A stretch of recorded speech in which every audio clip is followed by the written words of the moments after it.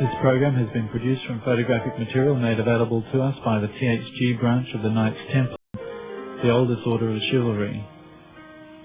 We are grateful to the order for trusting us with some of the most closely guarded secrets of all time. Millions of people have seen unidentified flying objects, UFOs or flying saucers. Many of these strange objects have been seen to be operated by human-like creatures. It is far too frightening for most of us to consider what these objects may be, where they come from and who's sending them.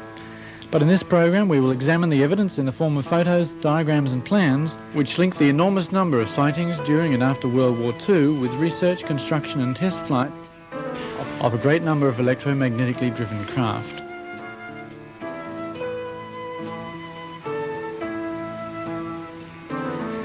Some of these graphics are artists' impressions, but nearly all of what follows has been given to us as genuine material, which has been successfully kept secret for half a century.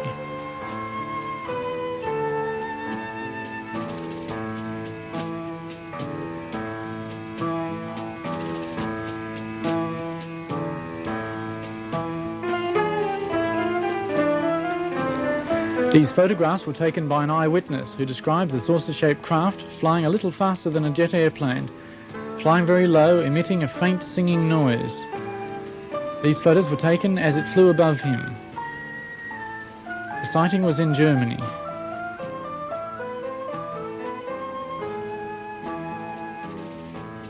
Just in time I take photos as it flies above me. It has 3 round technical devices underneath, and in the middle a deep blue point with the white emblem of the German Nazi Party. The UFO is quite large.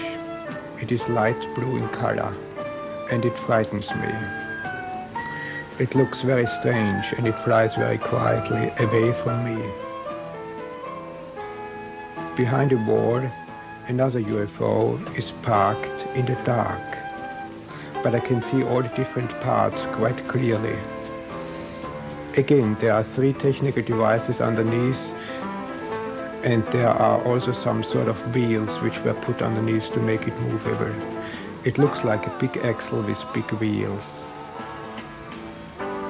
A truck is there, and a crane in the background. There are only 2 people visible, one underneath the spaceship and the other one on the roof, where there is a small cockpit. Everything is very quiet. There's a cross painted on the spaceship that looks similar to the German Nazi flag. There are no glass windows visible, but there are 2 round openings with something above them. Underneath the UFO there are strange-looking plates which look like rotors of a turbine engine, but they are probably something different. There are protruding parts underneath that look like guns. They could not possibly be antennas because they are too thick.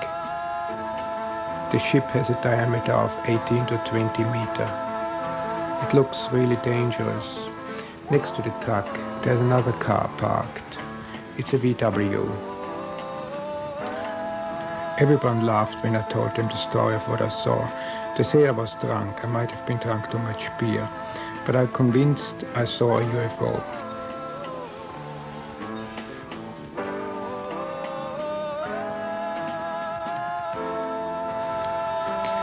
In the week following this UFO report, there were other reports also from Bavaria.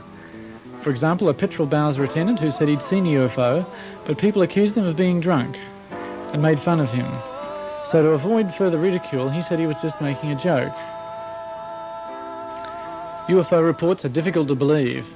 It's up to each person to form their own opinion and to consider the implications for themselves. On the 14th of December 1944, the New York Times published the first of the UFO news stories. Floating mystery ball is new Nazi air weapon.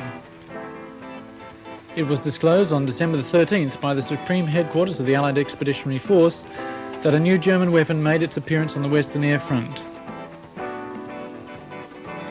American airmen report that they are encountering silver-coloured spheres in the air above German territory. The spheres are being encountered singly and in clusters. Sometimes they are semi-translucent. This report is suggestive of electromagnetically driven craft. These objects frequently appeared where German troops were concentrated in Northern Europe. Many ghost rockets were sighted, especially in Scandinavia and Norway.